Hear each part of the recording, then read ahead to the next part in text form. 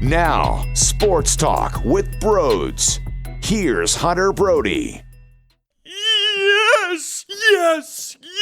Come on now, baby. Are you serious? The Philadelphia Flyers, they took that 1 seed. They came into the round robin as the 4 seed, and they finished it off by taking care of business. They did their thing against the Boston Bruins. They did what they needed to against the Washington Capitals. And then they found a way to beat the Tampa Bay Lightning, and it seems like the Lightning always destroy the Flyers. So it was just an awesome feeling to see the team go out there and win a hockey game like they have been. I mean, here's the thing. That third period, it was all Tampa Bay. But great teams find a way. Great teams block a million shots. Great teams have a goaltender. Carter Hart is an actual goaltender, and he plays for the Philadelphia Flyers. It's been so damn long since we had a goaltender who could do anything, and we finally do. And look at the difference.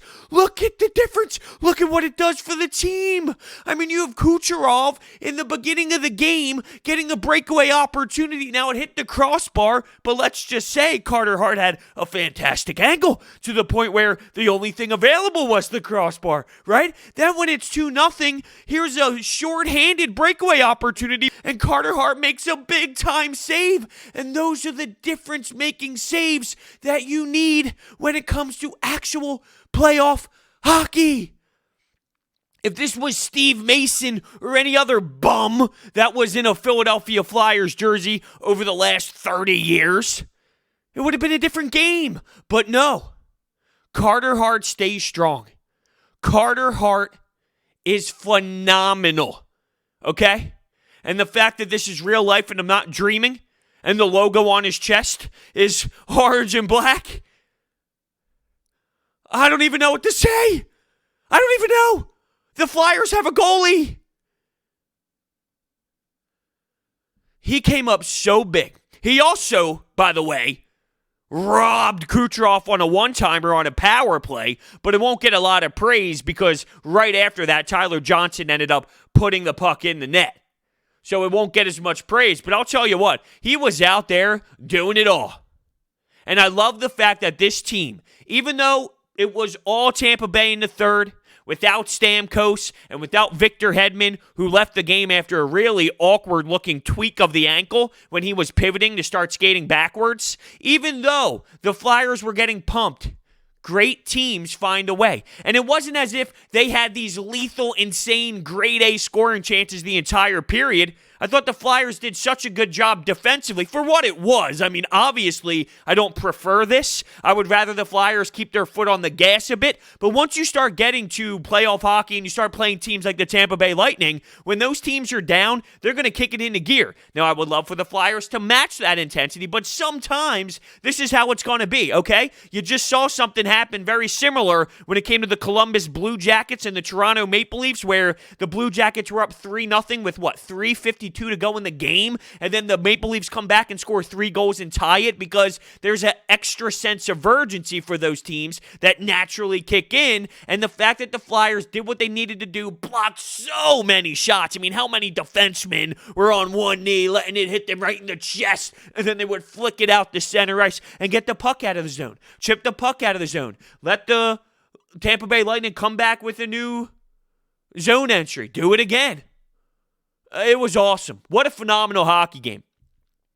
We're going to dive more into this game, of course. But before we do, this episode of Sports Talk with Broads is sponsored by Orbit Energy and Power. With over 20 years of experience in the solar industry, they are home to your solar experts in both residential and commercial projects. They are dedicated to making sure your project is completed easily and properly using high-quality materials and trained professionals to get the job done right. Make sure you check out their information. It is in the description, their phone number and their website. By the way, a ton of phone calls flooded into the 24/7 Anytime hotline.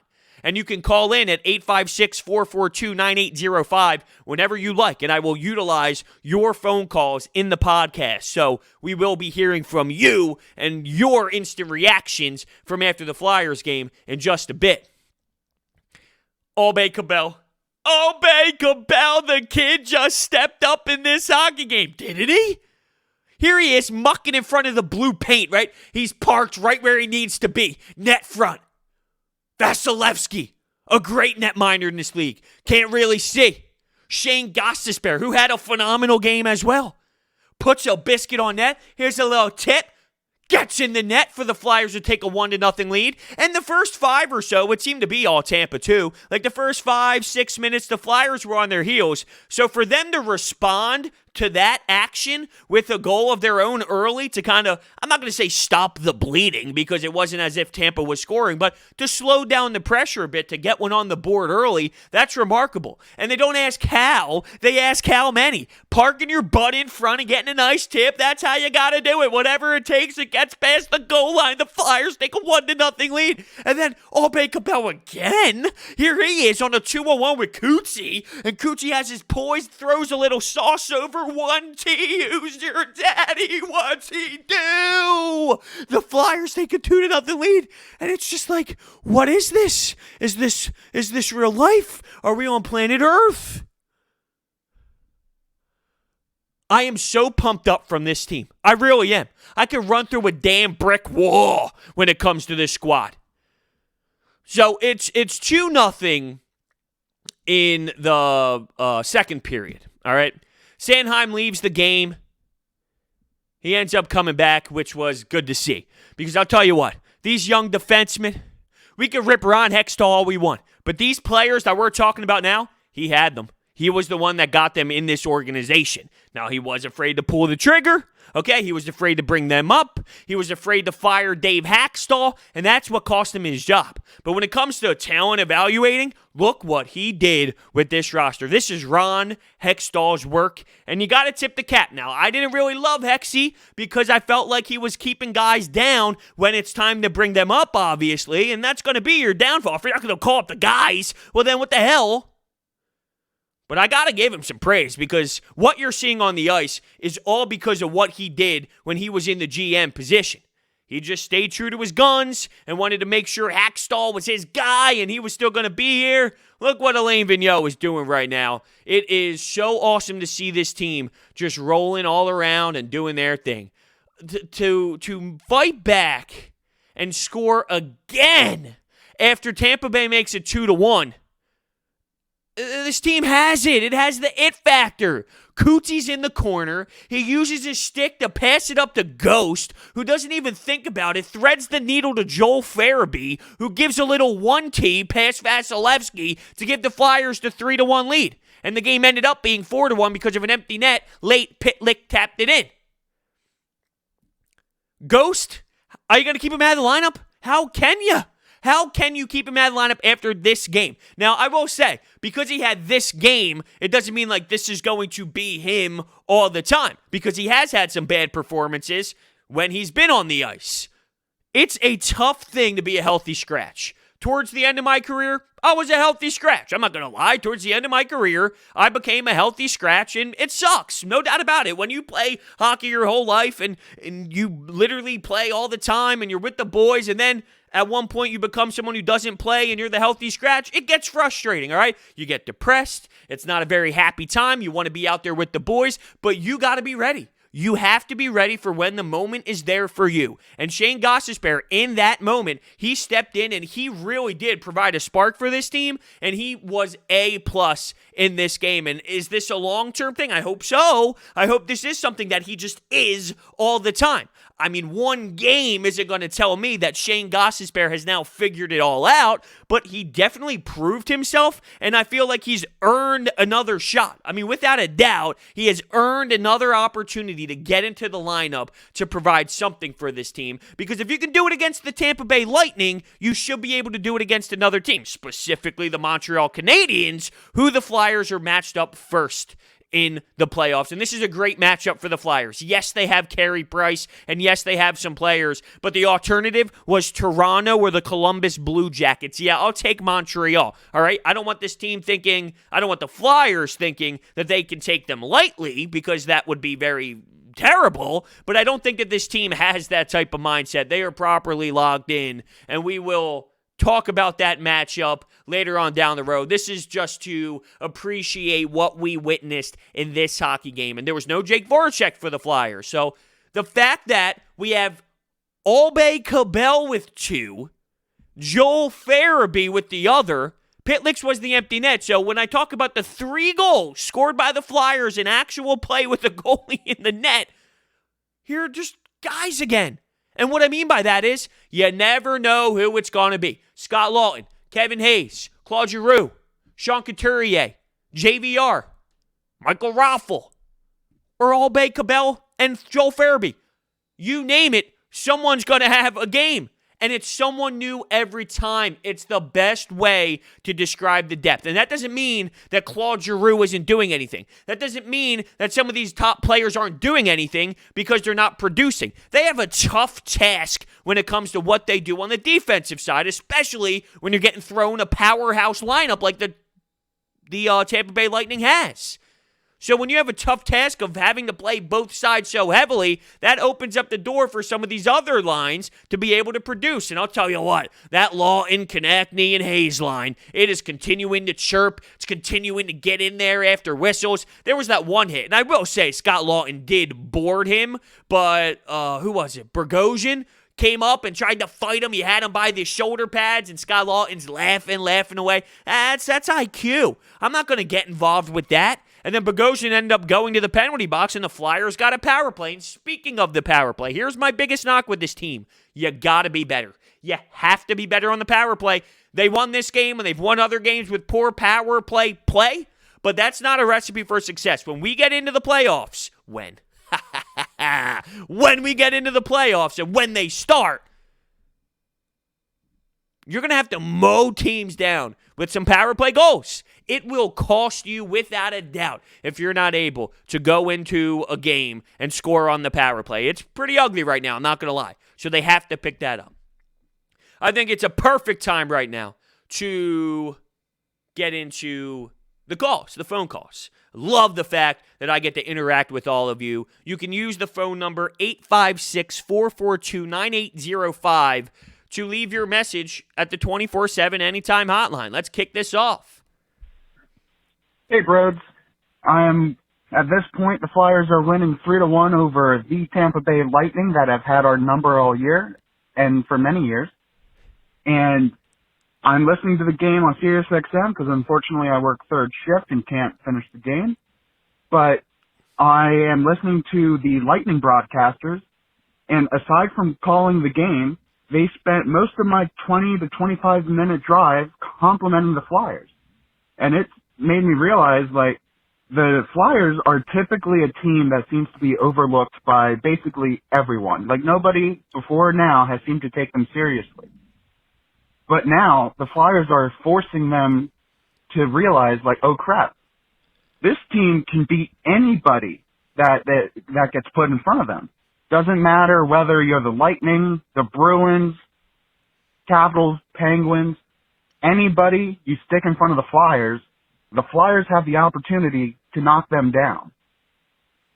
And they can, and they will. This team, I'm calling it now, I feel like this team will be lifting the Stanley Cup. Let's go! Mwah! Mwah! Mwah! Yeah! Oh, is this real? Oh, now how about that, though? Getting some praise from the Tampa Bay Lightning radio broadcast. Well, the Flyers deserve it. Did you see the way that they played?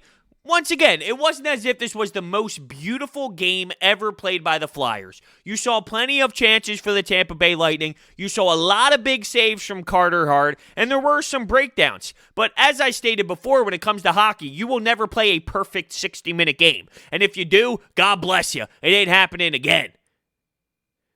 There's going to be breakdowns here and there. There's going to be moments. That's when you need the Carter Hart. That's when you need the big defensive play. That's when you got to come up with the block shot. Those are when you need those little things to happen. They're not actually little, they're big, but, in terms of maybe getting a good poke check.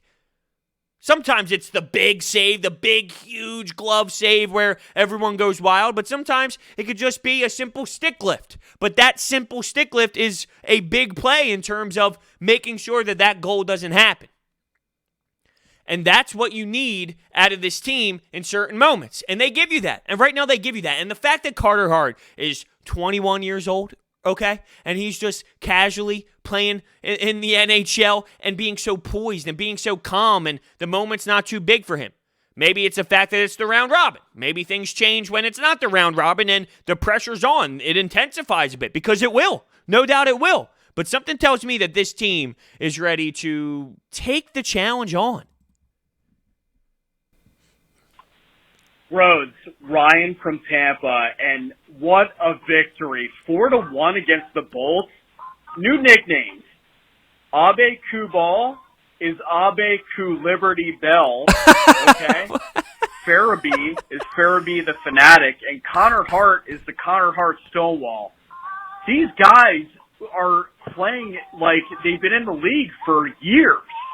The only thing that I have to nitpick about tonight was the power play. Was they said 0 for 9 or 10. That's the only thing. If they can button that up, you just got to convert on those power plays. But what a victory. Bring on Montreal. Let's go. Need a bro celebration. See you, buddy. Oh, you're going to get a bro celebration. How about a little Aya the Tiger in the background of that phone call? Throwing out some nicknames to the boys. The fact that I feel this confident about the team, you remember 2017 when the Eagles were on that Super Bowl run? At some point, it just clicked. At some point, we went from, okay, this team is good, to, okay, this team is definitely putting it together, to, holy hell, this team can actually compete for a championship. That's where the Flyers are right now. They went from, okay, this team is improved from last year, to, okay, this team is good. They had a bad West Coast swing, if I remember correctly, when it came to the regular season, and things kind of went south, and people were like, oh, typical Flyers again. But then they put together that hot streak, and it went from, okay, this team is good, to, okay, this team is continuing to win, and okay, they just keep continuing to win. And now it's, oh, wow, look around the league. Is there a team playing as good as the Flyers? There's no team that goes, yeah, I want to see the Philadelphia Flyers on my schedule. There's no damn team. And if there is a team, that team is dumb. It's just that simple. What is up, bros? All I can say is this team is da money Chion. Let's go. I'm so hyped over this Flyers team. Stanley Cup, question mark? I don't think I'm getting ahead of myself. Aube-Kubel, 2 goals. Of course, the first one I missed because I was making sure the bullpen wouldn't blow up the Phillies game. Couturier with that 1 assist. Beautiful goal.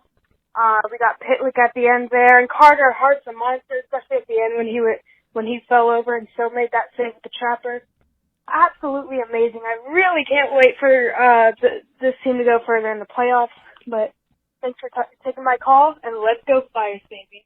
Thank you for making the call. I'll tell you what, look, I've been doing this for a couple of years now, right?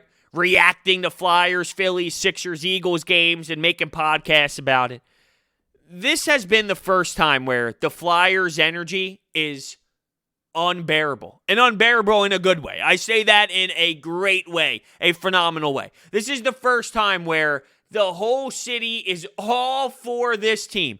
All these Flyers, not Flyers players, but all these Philadelphia fans and the sports talk radio hosts, and not even just the sports talk radio hosts, other beat reporters, so Phillies beat reporters, Eagles beat reporters, Sixers beat reporters, Eagles players. I know Lane Johnson is tweeting out there. Everyone is all in on this team, and I just think that it is awesome to finally see the Flyers get some recognition for the play that they have. And one of the things that I feel hurts this team a bit when it comes to connecting to the city, outside of Claude Giroux, there's no legit, insane, like, big-time player. I love Claude Giroux. I almost knocked my microphone over. I love Claude Giroux, but he's not a Ovechkin. He's not a Crosby. He's not a McDavid. He's just underneath. I'd put him in the tier with, like, Evgeny Malkin, kind of, which is a great player in this league, but it's not a McDavid, a Crosby, a Steven Stamkos. It's just right under that. It's not a knock on him. I love him to death.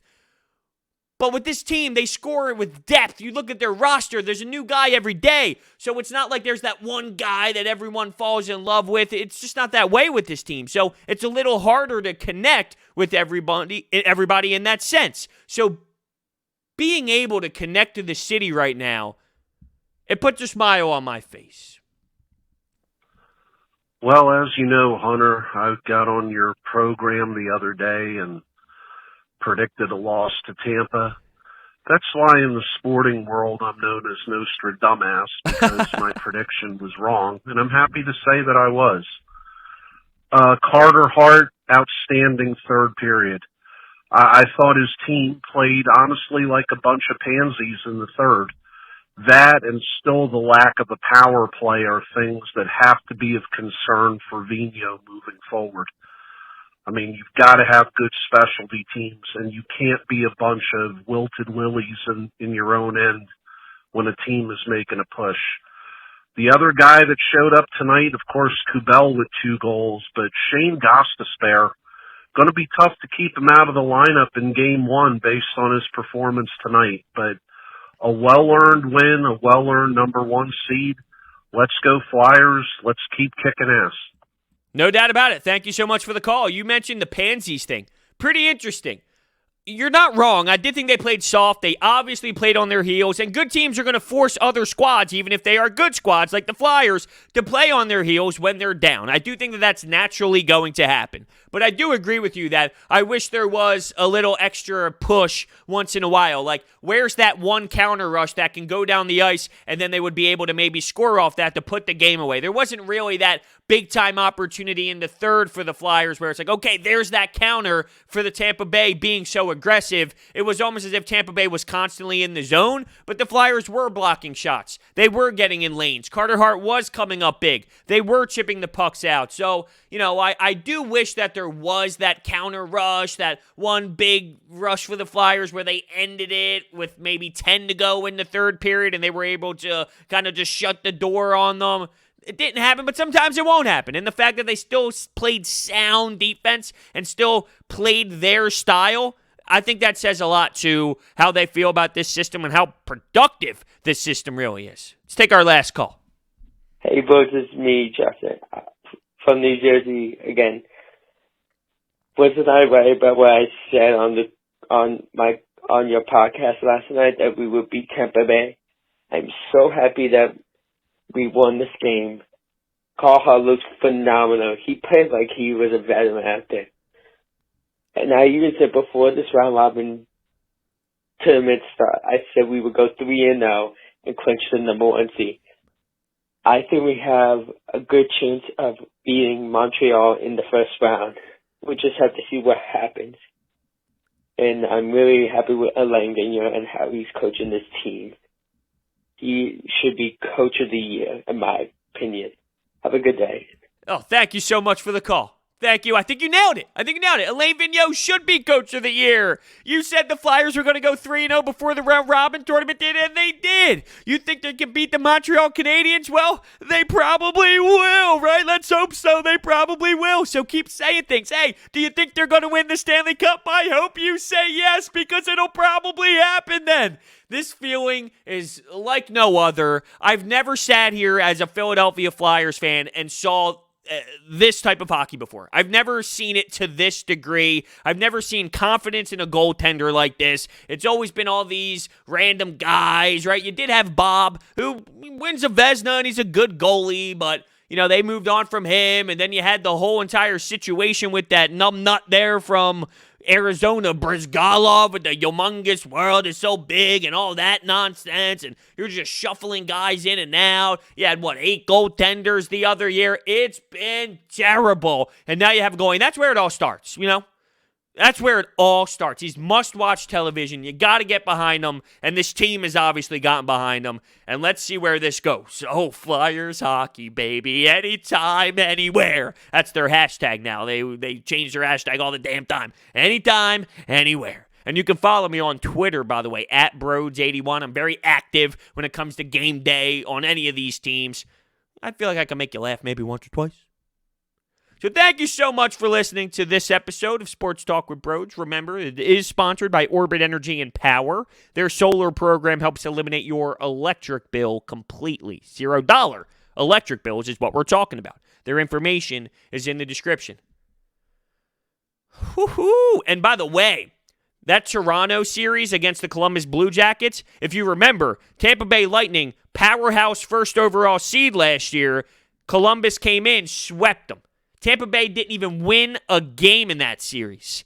If Columbus beats Toronto in Game 5 Sunday, you will have another matchup against Columbus and the Tampa Bay Lightning in the first round. Talk about revenge. But now with Victor Hedman, you don't really know where it stands. That's a tough loss. You're talking about the top 5 defensemen in the league, if not top 3.